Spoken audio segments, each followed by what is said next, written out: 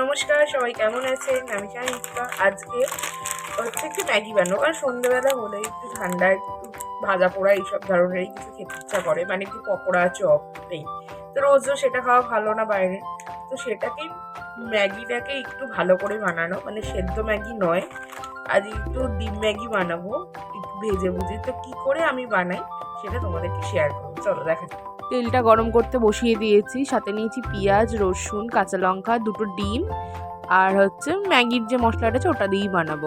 কড়াইতে ফার্স্টে দিয়ে দিয়েছি একটু রসুন কুচি, তারপরে দিয়ে দিয়েছি হচ্ছে পেঁয়াজ আর কাঁচা লঙ্কা আর দুটো ডিম, একটু হালকা ভেজে দুটো ডিম দিয়ে দিয়েছি।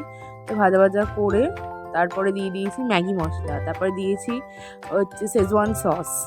তো একটু ভেজে নিলাম, তো একটু জল দিয়ে দিয়েছি না, বড্ড শুকনো শুকনো হয়ে যেটা আমার প্রথম ট্রাই, তাই হলেও খেতে খুব ভালো হয়েছিল।